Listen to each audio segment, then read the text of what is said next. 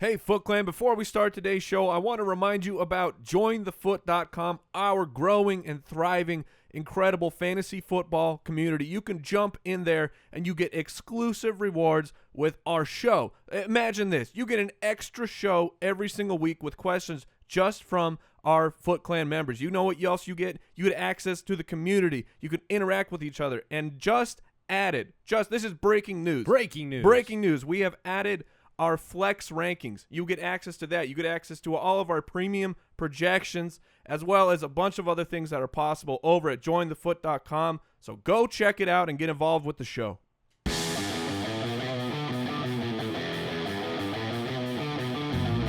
Welcome to the Fantasy Footballers Podcast, coming to you from the FantasyJocks.com studios with your hosts, Andy Holloway, Jason Moore, and Mike Wright. Hello, everybody. Welcome to the show, September 22nd, 2016. Back again. Did you know? Week 3! Did you know this is show number 270? Woo-hoo-hoo! What? Yes. Oh, my. Now, I have been present for all 270 shows, but that streak is coming to a quick end. Thank goodness. Today? No. Are you leaving? You taking off? Goodbye. A couple weeks.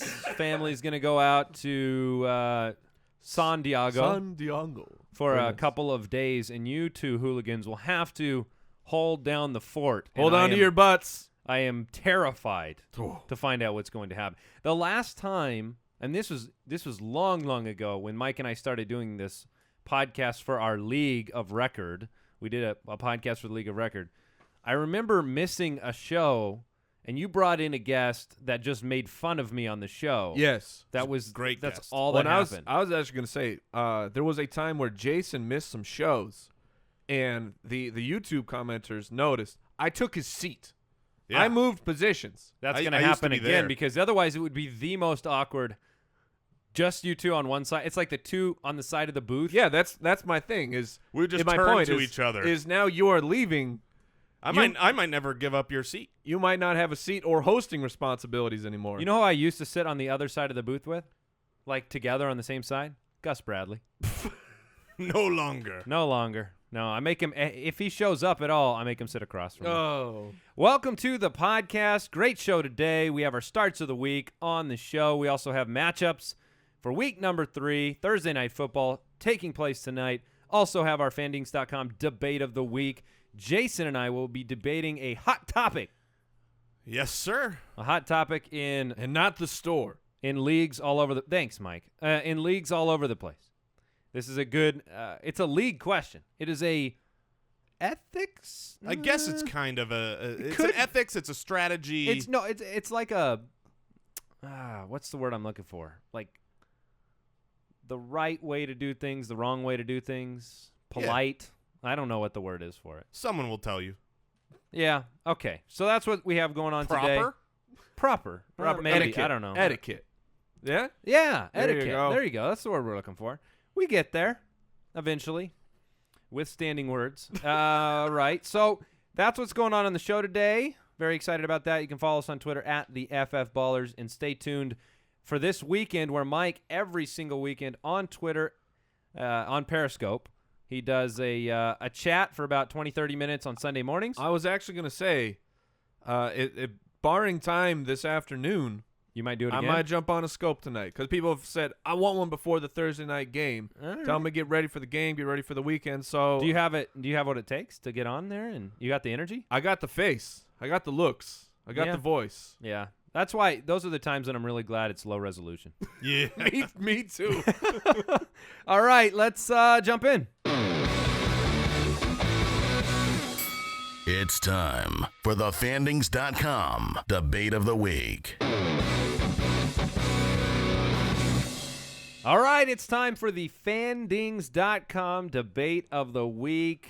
Over at Fandings, they just debate stuff all the time, and we love debating on the show. Look, people, we know on the internet, people love nothing more than to argue with each other and see who was right and fandings.com That's lets what you the do that. internet was made So for. what is Mike? You introduce it since Jason and I I'll take are over here. debating it. Our debate of the week. Is it wrong to send out bad trade offers? You know they're bad. The other person knows that they're bad, but you're like a telemarketer. You're just cold throwing things out, and you hope that you just get one that sticks. All right. So the question is it wrong?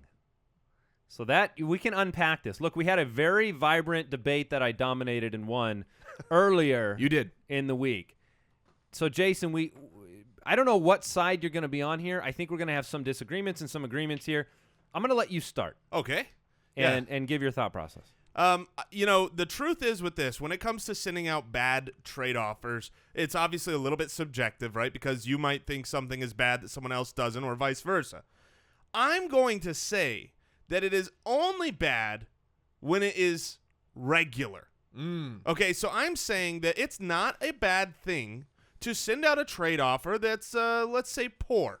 Okay, a little less than maybe what you would take if you were the other guy, because it gives you a place to start. You have to eventually come to a compromise in most trades. Most trades aren't, I offer it, they click accept, and you're done. Those are great. And hey, if they click accept on a poor trade, all the better. But here's where it's really wrong. If you're sending out trade offer after trade offer, if you're really active in a league and you've got an active lead and you're just going, hey, here's an offer, here's an offer, here's an offer, and they're all like our friend Brandon. Yes, Bob blah blah, his team name. Freaking ridiculous. I get 12 offers a day For the same crap players. They are the worst. It's just an So you would say he is wrong. He is absolutely wrong. And he's hurting his own reputation. His own reputation. I don't even look at his trade offers hardly anymore. No, I've started to leave them now in there, unreplied to. Ooh. Which is something that's a better question. That's where I'm going to now. Are you going to move there? I was the instant reject, but now I'm just going to let him sit there. Love it. I think we are in agreement with that principle. I would also say that, you have to – a lot of the times you need trade starters, and there is a characteristic that I would say about 1/3, maybe a half of all fantasy football players have. Like if you flipped over their trading card, this would be written on the back. And that is that they want the last word. No matter what. If the trade is perfectly fair, they love it. They want the last word. And so it puts somebody like me, a frequent trade offerer, in a position of, look, I have to start in a terrible place just to work to a decent place. That's how it feels. Because I want to give them the chance to have the last word and it still be in my favor. However, if I know for sure that it is an awful trade, I would think it's wrong. If I can convince myself in my own mind that there is an angle, a narrative, something that will sell them on it, then I think it's fine. Yeah, or it's also fine if it's so egregious that it's for your own delight. I say make those offers all you want. Now, to flip the script, is it wrong to not reply to a trade offer? You just nailed it on the head. I said that I would do that to troll him, but is it wrong? It is. Well, when you said it, I was like, oh, man, that's the worst. And so if it's a situation where it's on purpose, right, you are doing it to send a message, then that's fine. If you're, like, not sure and you kind of forget about it or you don't like it, and because you don't like it, you're like, oh, I don't need to respond. Dude, that's awful. That's the worst. Go in there and say you don't like it. And I will say this to kind of close out our debate. You are playing in a fantasy league where trades are possible, so I like replying to things. Yeah, you got to reply in a timely manner. And I will say this to the argument of I want to start a conversation with you. If someone walks up to me, says, "Hey, I got something for him." Oh, what do we got here? They hand me a dog turd. The conversation is done. The conversation will not be moving forward. Right? You need to at least pique my curiosity. I need to be Leonardo DiCaprio. Where you go, or I'm like, oh, you had my curiosity, but now you have my interest. Don't give me a smelly dog turd. Someone tries to hand me a dog turd, they have my interest. I'm going, what is happening? That's certainly going to spark a conversation. The etiquette of trades is quite. It's a hilarious debate. It really is, and yeah. So I think that we can wrap it up there. All right. We can wrap it up there. Don't forget to debate this and many other questions at fendings.com. But listen to this. This week only, for the next 7 days, there is an exclusive giveaway that fandings.com is doing, a signed Eddie Lacy jersey. Yeah. It is easy and free to enter. You only have to do this. Go to footclangiveaway.com. That's it. Go to footclangiveaway.com. You'll see how you can enter.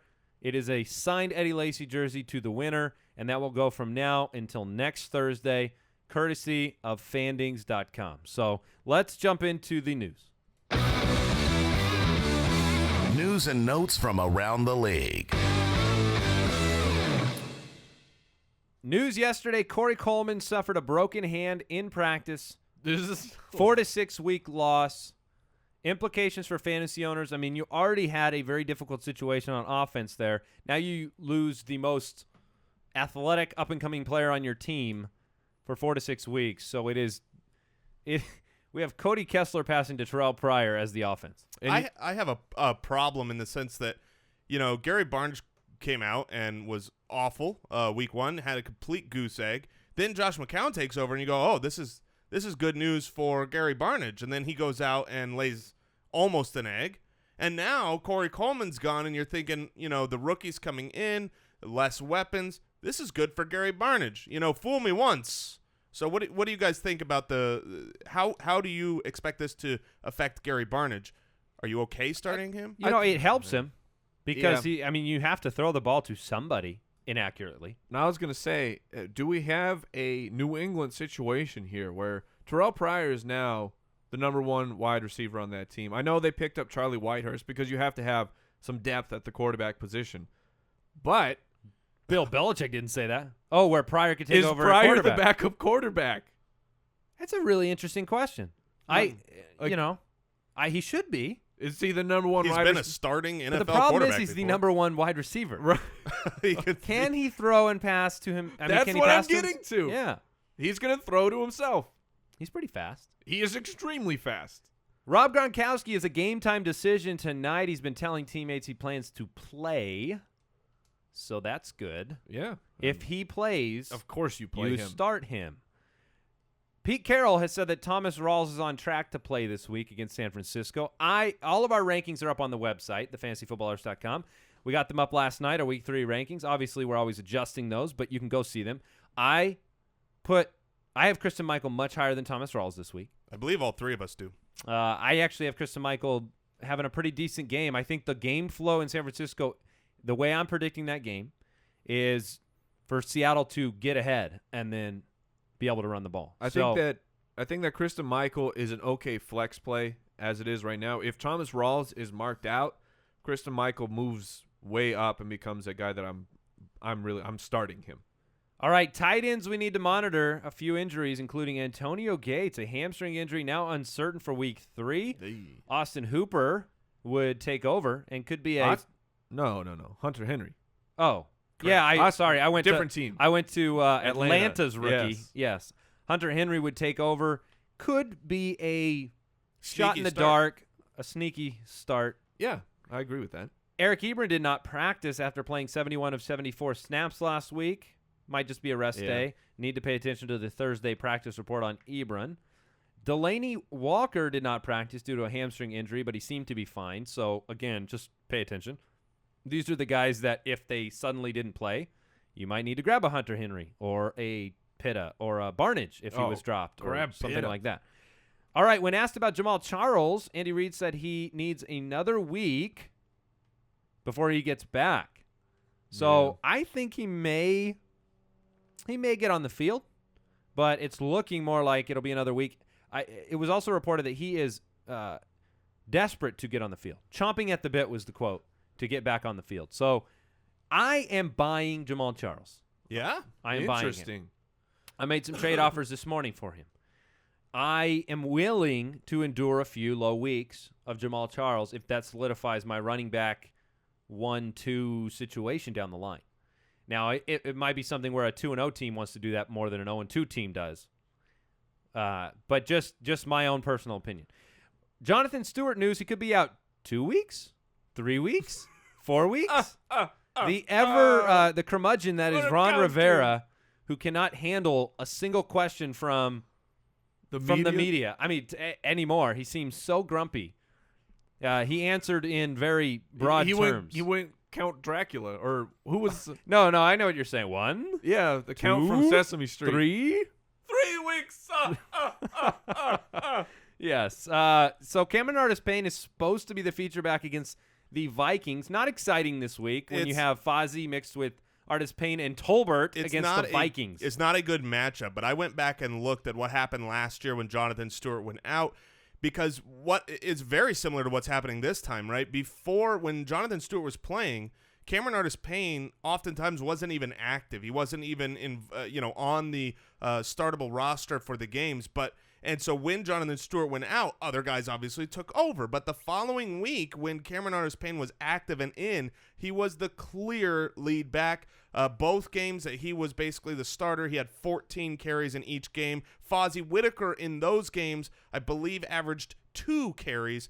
Tolbert was involved. Now, because Fozzy had a great game this last week, he might be a little bit more involved. But I agree with this report. I think that Cameron Artis-Payne is going to be the lead back there, and then I would probably play Tolbert over Fozzy. And I know Fozzy was a big. A lot of people spent money on him, so it's not a good matchup against the Vikings. So for this week at least, I'm not sure you're really excited. But if Cameron Artis-Payne is possibly still out there, or is purchasable on the cheap because of a bad matchup, and you need someone for week 2 and 3, then look for Cap. Jim Caldwell said rookie running back Dwayne Washington's role will expand after the Amir Abdullah injury. This is something to monitor. I mean, he has upside because he's a rookie and he's taking over possibly an early down role in Detroit. The beauty of the unknown. Yeah, I mean, yesterday I did decide between Asiata and Dwayne Washington, and I chose Asiata. I felt like I chose Asiata at the end of the day. I mean, that's kind of how I ended up feeling, like, well, I got this guy, and the truth is he might be the more productive back. We don't know yet.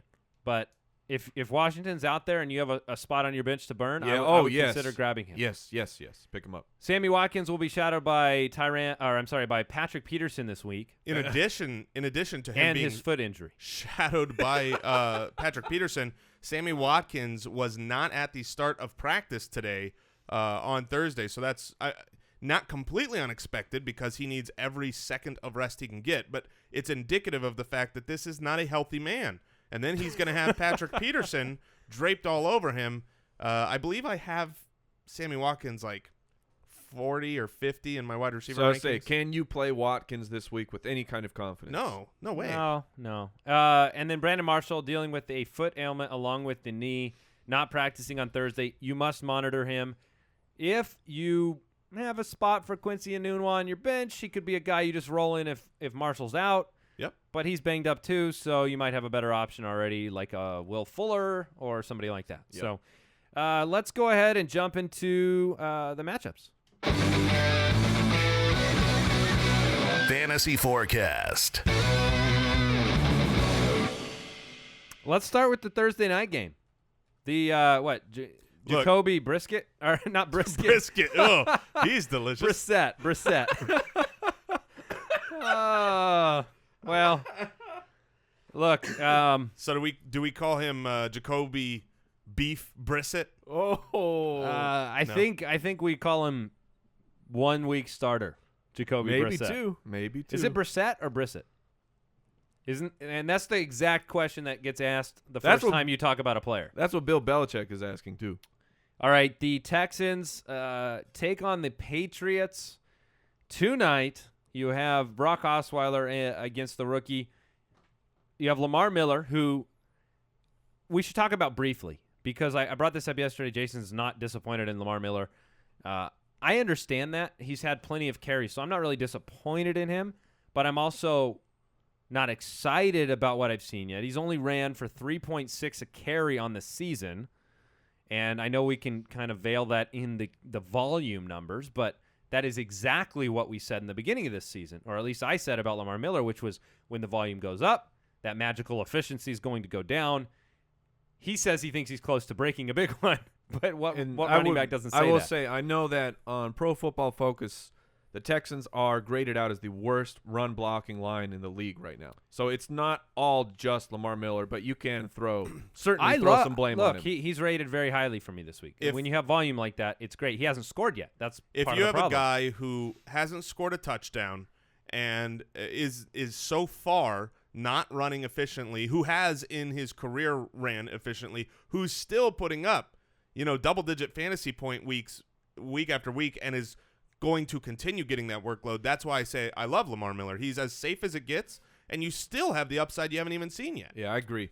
I agree with that. Yeah, and he's kind of, when you look at that top tier of guys that was drafted, David Johnson's delivering on that so far. For sure. And then obviously you had I think Zeke is. Gurley isn't. Zeke is delivering. He's been okay. Zeke has been okay. Okay. Yeah, and Lamar Miller's been okay. But I would still put Lamar Miller in the category of aside from C.J. Anderson and David Johnson, I don't know if there's anybody I want more than Lamar Miller. Exactly. So DeAndre Hopkins and Will Fuller, what do you expect out of those two guys tonight going against the secondary in New England? I expect. Are they both start-worthy guys? Yes. And if so, where? Yeah, I would start. I mean, Hopkins a one. You start him every single week. And I think Fuller is, man, I have Fuller as a 2, but I don't. That's tough. I think he's more of a flex guy still. I believe he's a guy you want to have in your lineup. And we bypassed LeGarrette Blount is a must start for me until Tom Brady gets back. They are feeding the beast. LeGarrette Blount's carries have been through the roof, and he's getting it done. And let's see. Last week he was 29 carries. Is that I'll take it. But the game, I predicted him for a high carry game tonight with low efficiency. Houston, what are they going to do? They're going to stop LeGarrette Blount. I mean, you have a rookie quarterback. They're going to bring pressure, and they're going. They have the defensive front to stop Blount. I'm not excited about him tonight. I'm not.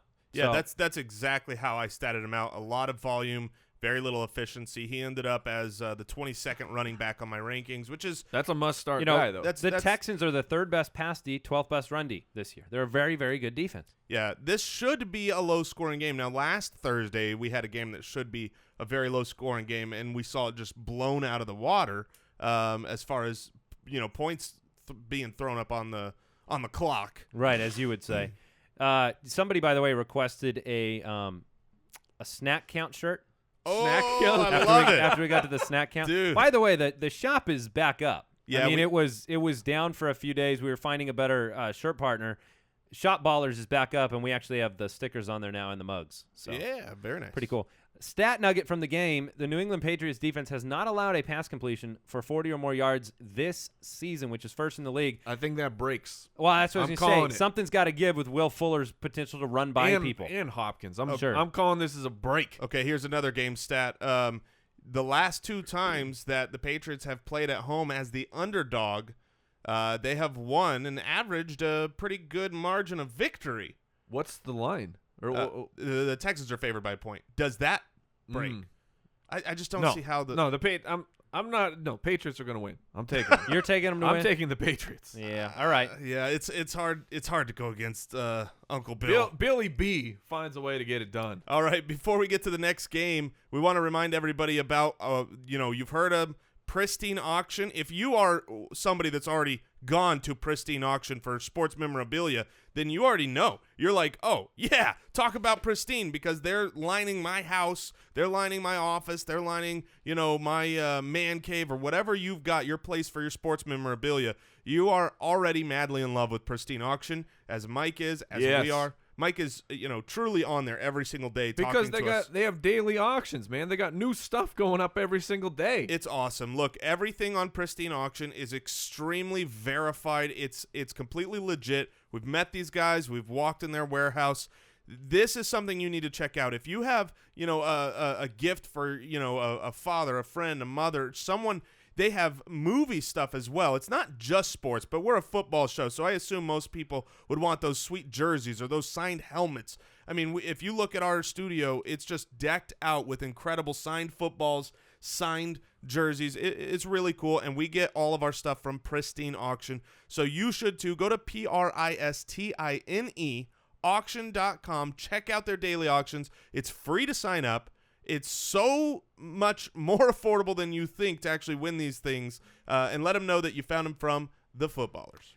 We also want to thank today's sponsor, longtime sponsor of the show, Harry's. Harry's. I've been using Harry's for a very, very long time.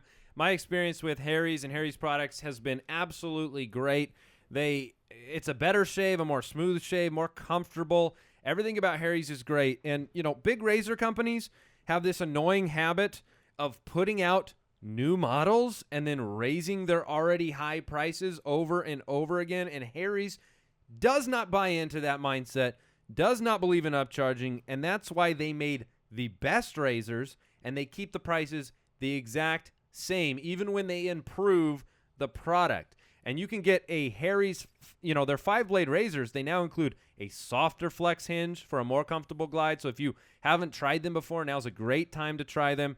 They're so confident in the quality of the blades, they will send you their popular free trial set, which comes with a razor, 5-blade cartridge, and shaving gel, and free right now when you sign up for a shave plan. All you have to do is pay shipping. It's completely free to get that. So we have a special offer for our fans. You enter the code FOOTBALLERS at checkout. You get a post-shave balm added to the order for free. Oh.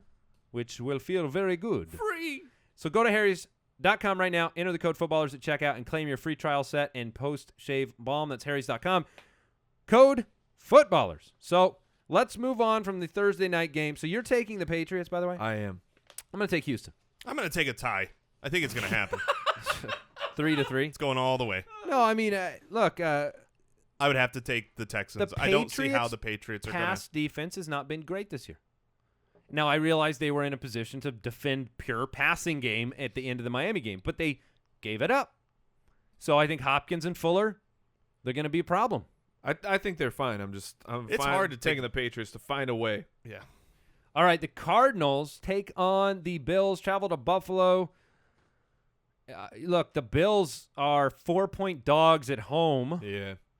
And I think it's going to go that way. I mean, I don't feel confident in anybody. McCoy has not been impressive because you kind of have the Gurley situation going on in Buffalo where, the offensive line isn't blocking well enough and McCoy can't do everything.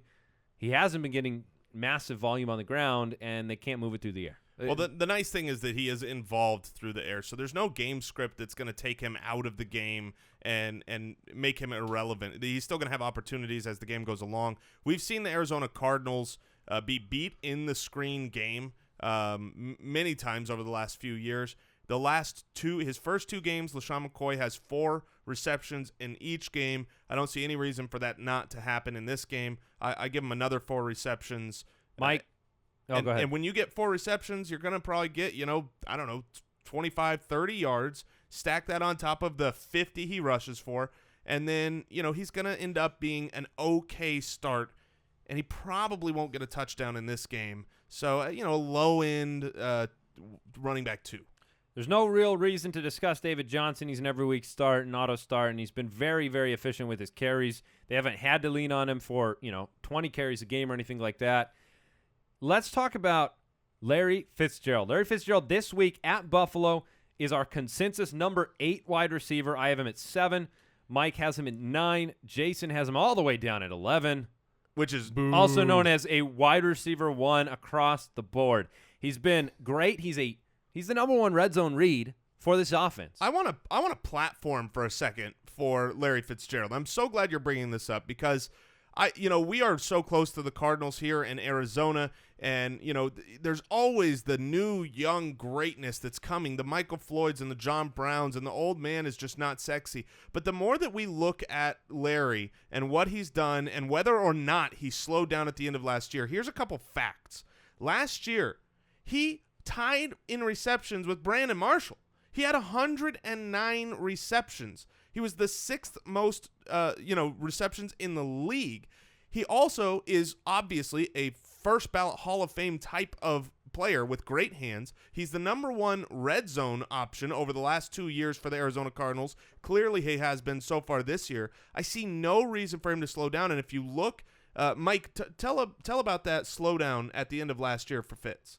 Oh, sure. Yeah, we were talking about this in the office of why were some people looking away from Fitzgerald, and just the like you looked at the end of the season, you thought, well, maybe it fell off, but then that's not factoring in Carson Palmer being benched in 2 games, and not in a bad bench, a bench because they didn't need him.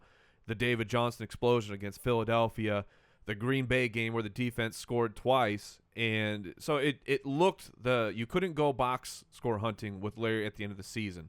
So that's just where people have and some of those him. things could happen again, but the point was it wasn't like Larry slowed down and got older, and he's not that old. The last part of this game that we need to talk about, and the over-under is 47 for it, is Tyrod Taylor in the passing game. You know, you have a new offensive coordinator in place now. The reports this morning, McCoy was saying how much simpler the offense is than it was under Greg Roman. Do we expect any volume changes for Taylor, or is this just a stay away from the Bills game through and through? I cannot, in good conscience, recommend people play Taylor right now. It's already a bad matchup. Taylor is averaging 16 completions a game. That is brutal. That's near the very bottom of the league. So this is the game where let's have a look. Maybe Taylor starts to throw the ball a little bit more. Andy alluded to it, of the simplification of the offense. Maybe that helps him out. Although the last time someone played a simplified offense against the Cardinals, it was Colin Kaepernick, the game where he was destroyed and lost his job. All right, the Vikings travel to Carolina to take on the Panthers. Panthers are 7-point favorites, over-under of 43 in this game. This is, we'll call this the Platoonosaurus Rex, because the running backs are McKinnon and Asiata and Whittaker and Artis-Payne, because the starters are down. So, to me, the big debate here is, what do you do with the running back position? Are you just flipping a coin between these two teams, or are we going to pretend we're more intelligent and know how this game script's going to go out? Because, to be honest with you, I don't know. I can tell you what I ranked them. Sure. But, this reminds me a little bit of the Panthers-Denver game that kicked off the season. You had, what appeared to be a low-scoring, highly two good defenses going at it. And what you saw in that game was, obviously, Kelvin Benjamin's going to get his. But with the running backs specifically, you saw that there were going to be plenty of rushing attempts from both sides. But the guy you wanted is the guy that would catch passes, and C.J. Anderson to be involved in that way. Jonathan Stewart, whoever's playing that role of that first and second down back, I think he's going to be running into a lot of walls. And I think it's going to happen on the other side as well. So who is the pass-catching back in this situation? I feel like that could be Mike Tolbert for the Carolina Panthers, and I feel like that could be Asiata personally. But I think that's where it's like, is the pass-catching back Asiata, or is it McKinnon? That's to be determined. So people say that they're different guys. Right now, the highest ranked among all the running backs in this game that we have on our consensus rankings is Matt Asiata at 26. We have McKinnon 29. We have Fozzy and Artis-Payne back-to-back at 36-37. But those high double-digit numbers should tell you how the running back situation here looks. It's one thing to predict these guys in a great running matchup. It doesn't look like one right now. Sure. Now, the Panthers have not been great against the run so far this season. They're 17th in the league, so they have not been in that upper echelon, but they're 7th against the pass. The 43 over-under says it'll be a fairly low-scoring game. I think if anybody makes hay here, it's going to be the Carolina offense more than it will be the Minnesota offense playing at home. And so, for me, the only guy that I feel really great about starting is Diggs. And if you need a running back, Asiata, to me, at least has a baseline. You're saying from the Vikings? From the Vikings. I think if you picked up McKinnon, you most likely picked him up because you are in a position of need. So you're starting him. I think he's an okay start. You're not very happy about it. Diggs is fine. Of course, you're playing Kelvin Benjamin. But the question for me now is Kyle Rudolph. How do we feel about him? Now that Sammy Biscuits is there, he throws it to the tight end. Rudolph got in the end zone with a great reception last week. I feel like he's worth monitoring pretty darn closely. Okay. Because of the change in the quarterback. Now, like I said, the Panthers are good against the pass. We'll see what happens this week. Interesting kind of another something got to give moment of this game. Stefon Diggs is averaging 17.8 yards per reception this year.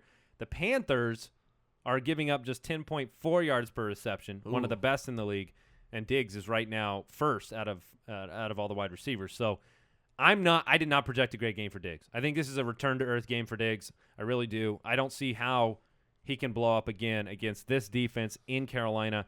He's not in that wide receiver 1 or 2 range. The thing I would say for the stat is Carolina has not been tested by a competent quarterback yet. You had Trevor Siemian week 1, and you had Blaine Gabbert week 2. How dare you? Well, no, but seriously, how does Sam Bradford not go out to dinner with those two guys? I mean, historically speaking, that's like the perfect friends for him to go to Peter Piper with. Yeah, because he'd be the coolest. Yeah. He'd be like, oh, it's Sam Bradford. Does the helmet always just look like it doesn't belong on his shoulder? head? It's the shoulder pads. Is that what it is? The shoulders. Yeah. I don't know. Does he put in 2? Does he not wear them? They're too big. They're so high. The funniest thing I've seen on Twitter is you know those they're things. Biscuits. He puts biscuits under there. What does this person look like? And it's Sam Bradford looks like a child dressing up as Sam Bradford to play in an NFL game. That's exactly what he looks like. Yeah, he kind of reminds me of Captain America before the procedure. Things just don't fit. Yeah, I'm always amazed when guys like that have powerful arms, but he doesn't look like a big guy. Sure. So yeah, I'm not excited about anybody in this game, but I will say this: if I had a drop for it, I think this would be my almost upset of the week. Just because a 7-point line is not giving Minnesota enough credit for their incredible defense so far this year. And so, the Panthers will probably still win, but I would say it's close. All right. Well, there you go. We got a few more matchups to get through. We have a few more matchups to get through. And then we have our starts of the week. So the Broncos head to the Bengals territory. Bengals are favored. Yeah, the Bengals are 3-point favorites at home. In a low-scoring projection. Low-scoring projection. C.J. Anderson is a must-start. Let's talk about the wide receivers, though, on Denver, because the confidence level has to be waning. Yeah. Emmanuel Sanders has had a tough start to the year. He was complaining yesterday or today about his role in the offense. Demarius seems to find a way because he's just a man-child. I mean, he can – man-child? Yeah, he's a man-child. I mean, he could just take – a screen pass 65 yards at any time. I mean, last week we were worried about his health. He performed okay. Virgil Green, do we think he's back? I don't know. I have concerns that he's not going to play this week. Yeah. Yeah, and if he does, he's going up against a good defense. So I don't think it's the right matchup to plug him in for a start. Well, he's going up against a good passing defense. Thus far, the Bengals have been surprisingly terrible against the run, as in dead last in the entire league, giving up 138 rushing yards per game. Yeah. Does C.J. Anderson have more upside than what it looks like this week? C.J. Anderson is a locked and loaded running back 1 until further notice. All right. Let's talk. Would you start Sanders at all? I mean, is he a flex? Or would you just want to sit him down? I'd prefer to sit him down, but he's an okay flex. Jason, what do we do with the running backs on the other side of the ball, on the Cincinnati side? What do you do with Dalton and the running backs? With the running backs and with Dalton, honestly, when it comes to the Denver defense, this is pretty much, if my team is playing against them, I'm looking to sit them. I would not want to start either guy. I think the Denver running game right now has been pretty darn good. They actually, they did give up that touchdown to Frank Gore on the tiptoes, but other than that, you saw them pretty much stifle Carolina in week 1. Jeremy Hill would be the guy that I would start if I started either of them because of the touchdown opportunity. It's very hard to throw passing touchdowns against the Broncos.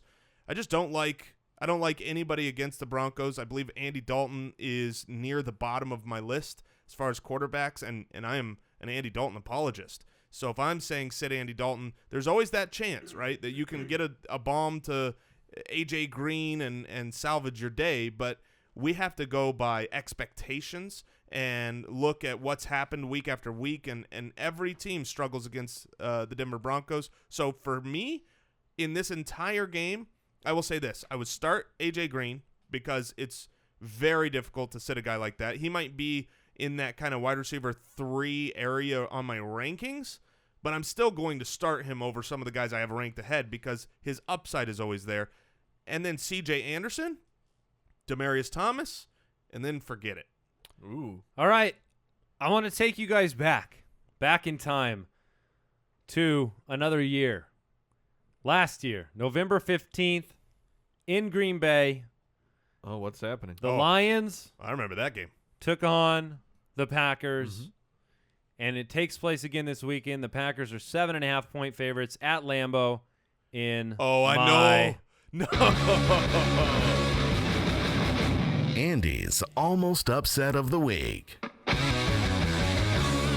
That's a pretty big dog. 7.5-point dogs in Green Bay. Divisional game, though. I think it's going to be closer. Not close enough to win, Of course. but we're talking about an almost upset. I really love Rodgers this week. He's my number one quarterback, which you would say, hey, that flies in the face of what you just said. No, this is a 48-point over-under. This is a game that I think is going to be a high-scoring shootout. I think that, you're going to see not the ball thrown. The ball's going to be thrown in this game. The Packers have been great against the run this year. The Lions lost Abdullah. I'm not excited about going out and starting Washington. I mean, Riddick gets his in the passing game, so I'm fine with Riddick. I love Riddick. But to me, this is going to be a very high-scoring game. I'm excited to see what happens in this game. Lambeau is, the weather is going to be nice in Lambeau this time of year. I think the ball is going to be in the air. What do you guys think about this game? I see that the over-under is 48. I would actually take the under. I think that both of these teams, I think this one will be sloppier and nastier than you. Do you want to put the over-under into a water bet for him? You're going to take the over? Yeah. Yeah, let's do Yes. it.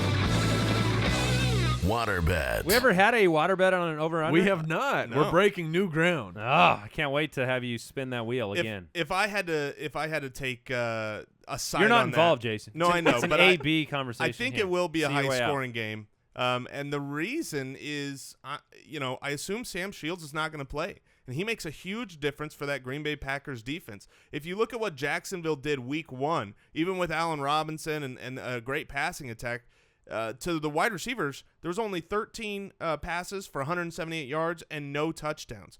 Week 2 to Minnesota, right? Minnesota is not a great passing team.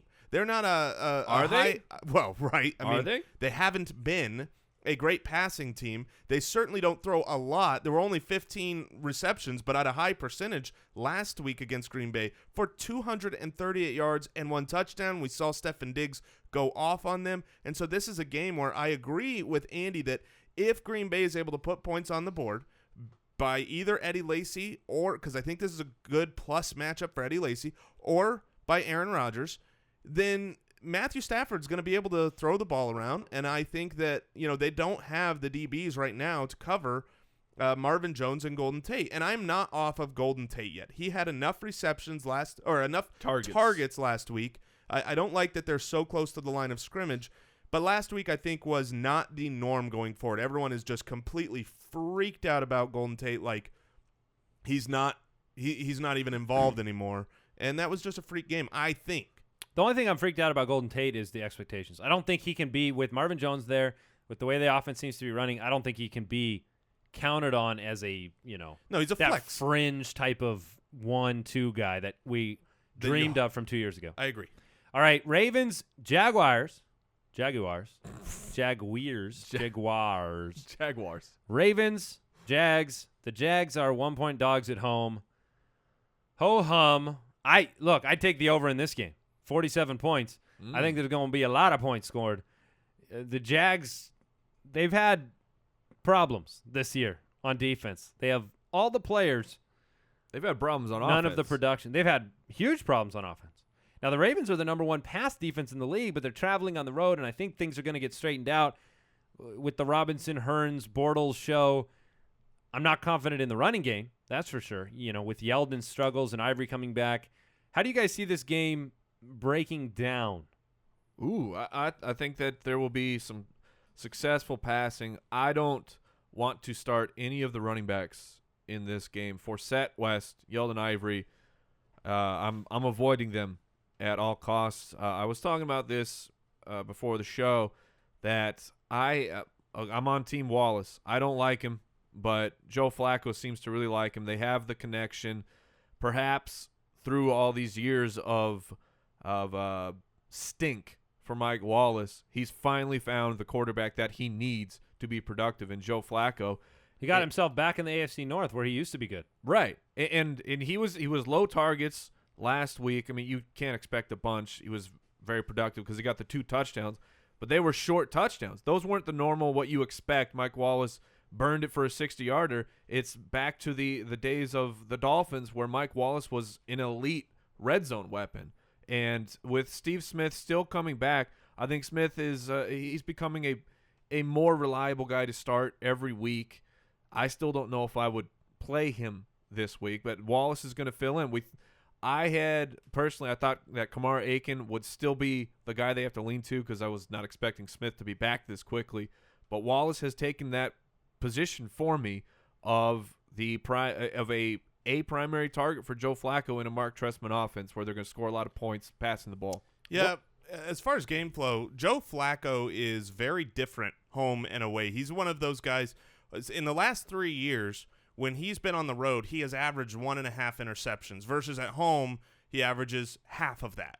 And so I think that bodes well to being a higher scoring game because turnovers mean points, right? I mean, so often a turnover is the reason that a team gets good field position, is able to punch in a touchdown. So this could be a high-scoring game. There isn't that lockdown DB for Allen Robinson. I expect a huge bounce-back game for Allen Robinson this week. Exactly what I was going to ask you is if Robinson doesn't perform this week, isn't there panic in the air? I mean, if this week? Yeah, because yes. Baltimore, I mean, they allowed 16 receiving touchdowns in the red zone last year. They give up what Robinson – I mean, Robinson was a 15-touchdown guy last year. He hasn't scored this year. This has got to be his get-right game, right? At home? I think it will be his get-right game. I would start him over nearly all options. I mean, I'll look up where I have him. Jerry Rice? Yes, over Jerry Rice. He's my third-ranked wide receiver this week. Okay. So I don't have any – and he's actually Andy's third-ranked wide receiver as well. Mike, you have him sixth. So we all are on Allen Robinson this week. I think we see reasons why week 1 and week 2 happened the way they did. And that's what I like with these guys is like if I don't understand why there was a bad week or there was low targets or the things, but this was like he had tough matchups and tough corners on him. All right, guys, are you ready? I'm ready. Starts of the week.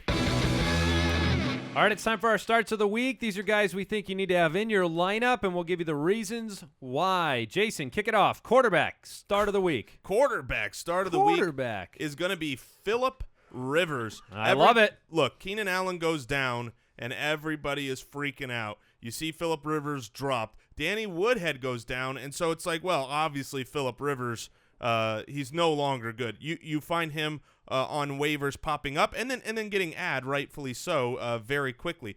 But the San Diego-Indianapolis game, okay, that game is in a dome, is one of the highest, it's the second highest projected Vegas score this week at 52 points, and you have the Indianapolis Colts with just a ravaged defense. Their main DB, DeVante Davis is supposed to be back this week. He's practicing, but we don't know if he's going to play. Yeah, it's not sure. But everybody else out there are seemingly just guys off the street. I mean, or injured, or they're playing and they're not healthy. And so Phillip Rivers should be able to carve this game up. I think it's going to be a high-scoring game. I have no problem starting Phillip Rivers. Hey, Jason, how do you feel about all the injuries to the Colts DBs? Because as we have found out through the week, I love it. You like Payne. You wish Payne upon you know everyone Everybody else. has corrected you that apparently they're saying I'm a sadist. Oh, did I have it backwards? Yes, that I want pain on others, but I don't wish pain on others. I just wish you could fantasy inflict relevance on certain players I like, which requires injuries of a gruesome nature to everyone else. It doesn't help. Wait. See, he's been encouraged because some Twitter people were like, Jason, when you say that stuff, it's so funny. Don't pay attention to those other guys who respect human life. That's what they said. All right, look. Every week when we do a starts of the week, we put them into our show doc, and kind of it's first come, first served. If you can get in there, I started typing Phillip Rivers' name, so I love that start. My guy this week, it's Russell Wilson. Now, look, the reason why is he's 27th at the quarterback position right now, which means maybe you're thinking about streaming another option. And I'm coming out here, and I am boldly pounding the desk and saying, look, you talk about a get-right game. You're going to be at home against the San Francisco 49ers. He's got another week to recover from his ankle sprain. You're going to have some short field opportunities because that defense is going to create them. I think you see an efficiency. I think you see enough touchdowns to make you happy. I'm on board with Russell Wilson this week. I say start him. But Andy. Oh, no. But Andy, last year you guys said to sit Russell Wilson, and he did great. He did really, really great. So if you're saying start him, should I sit Russell Wilson? But this question's for Mike. Yeah. Look, we disagree here on Russell Wilson. I admire Andy being bold and going in on Wilson, but Top 10? ooh, let me check my projections. You have him before 17, Mike. Andy, you have him 3. Well, I have him 17 in my initial pass. Top 9? He may no. You got to move it down. But I just helped him go from top 10 to top 9, and he acted like it was worse. It was worse. I'm just still How is done. it worse to be top 9? Then if he's saying he wouldn't be top 10. Right. Then I'm you giving say- him a top 9 bet instead of a top 10 Oh, bet. you're right. he is I'm an a- idiot. I could not understand how that was wrong. Why does my brain not work? Well, lots of reasons. Top 10. Look, and I'm making this off of I said top 9. no top 9. Top 9. I've not swept Ah, over with forget the it. fine tooth. Forget it. No, you have to do it. We're doing it? Oh, Yeah, we're double. doing Water bet. And this is where I go and I'm like, oh yeah, I got him too low. I got to put him at number 6. I have All right, him things as happen. as my quarterback 12. I think he is startable, but I don't see him having a top week this week. All right, I'm going. Nobody with, cares what you think. I'm going with. No, I'm just kidding. I'm going Just with- kidding, Jason. Can I talk, please? Hey, we need to get through these.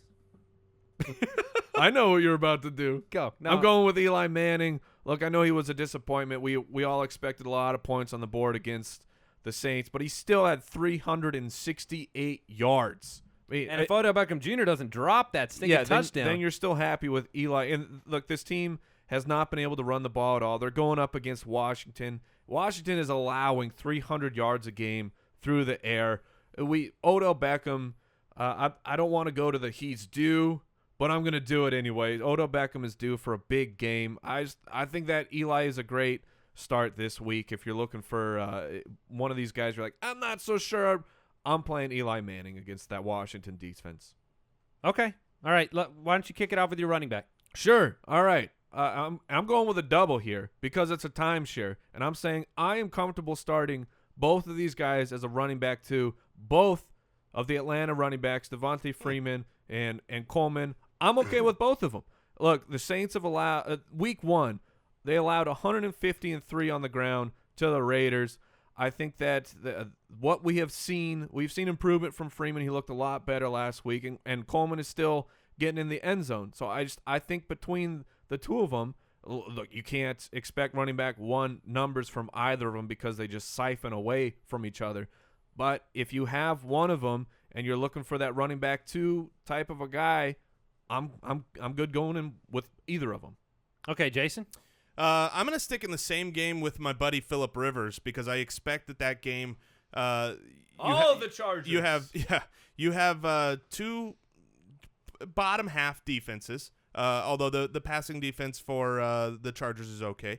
And then you have 2 really good offenses. And so I love games like that. I'm going with Melvin Gordon. Melvin Gordon has been a beneficiary of everything happening this offseason. Obviously, the Chargers' offensive line is much better than it was at the end of last year where they were just ravaged by injury.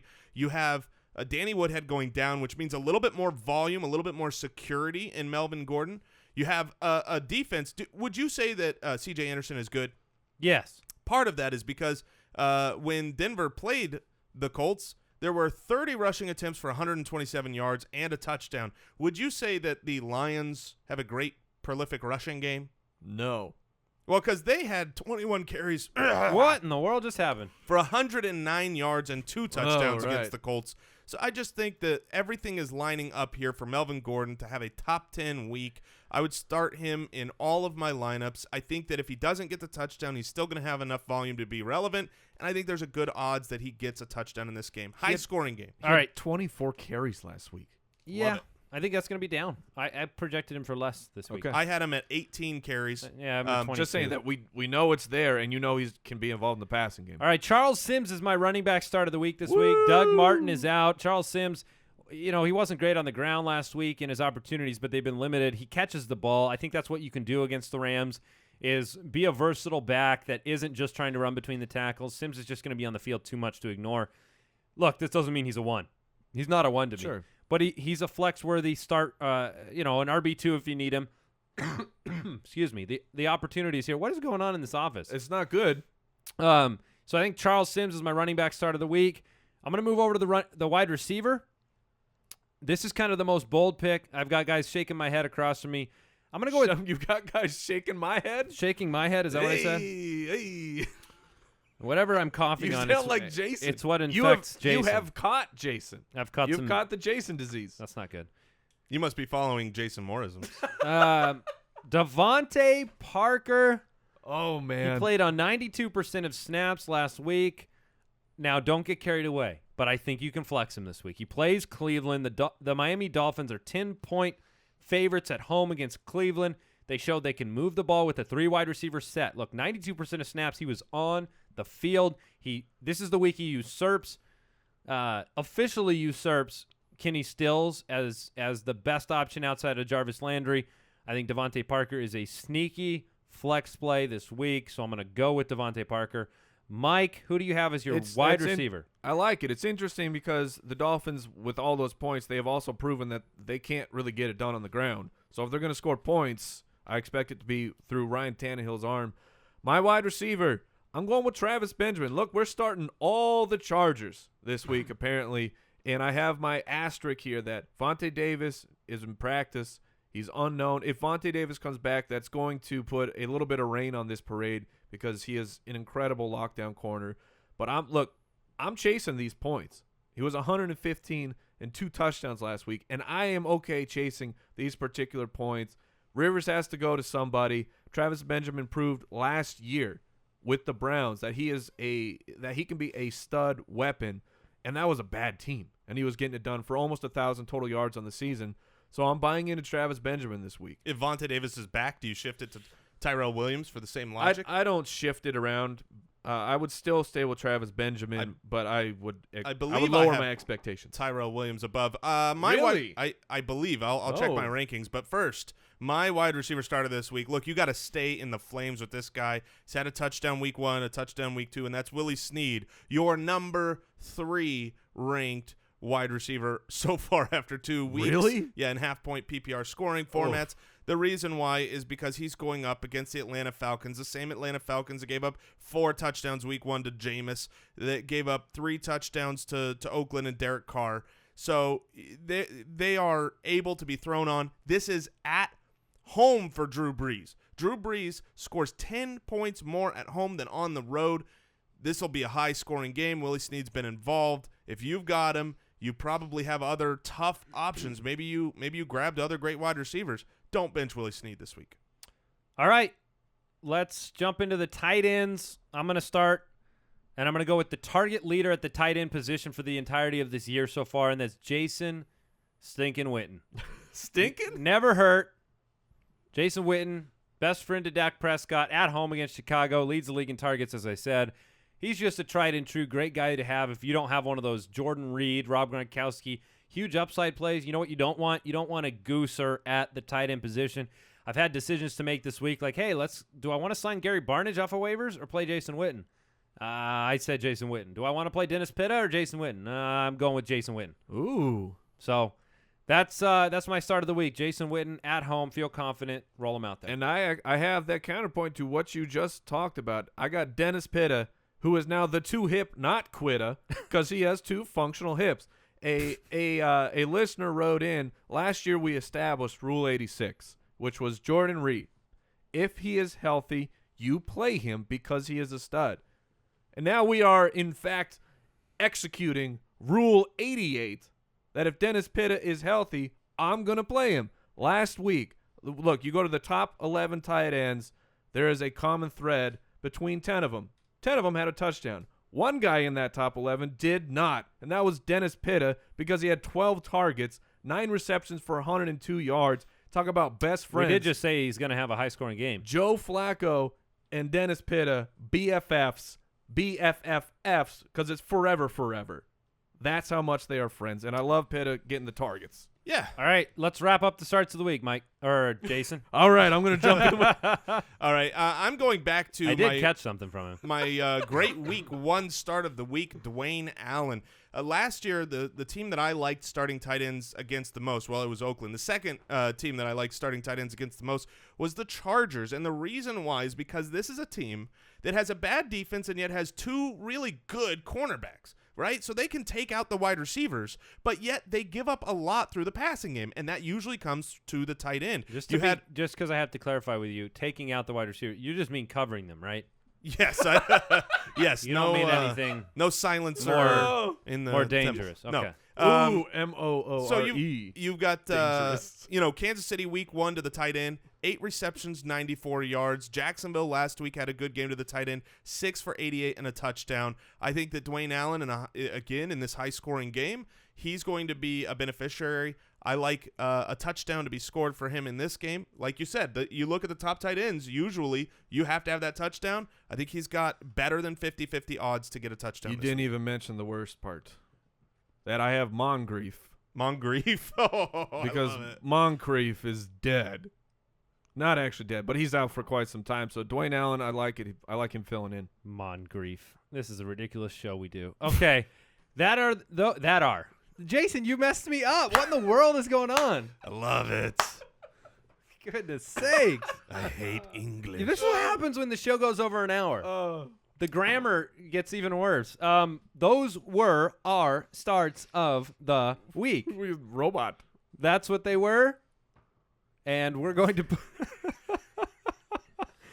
they'll be on the website. There's an article on the website as well. So if you want to run back through them, go to thefantasyfootballers.com, check out the article. It is a trepidatious journey for me to speak anymore on this show. We need a mercy so somebody kill this else show. Just close it I'll out. close it out. Hey, check out fantasyjocks.com for all your fantasy football trophy needs with the promo code footballers. And hey, go check out jointhefoot.com if you want to help support the show and get involved with the best community of all time. Goodbye. Thank you for listening to another episode of That the are a Fantasy good Footballers show. Podcast. Join our fantasy football community on jointhefoot.com and follow us on Twitter @TheFFBallers.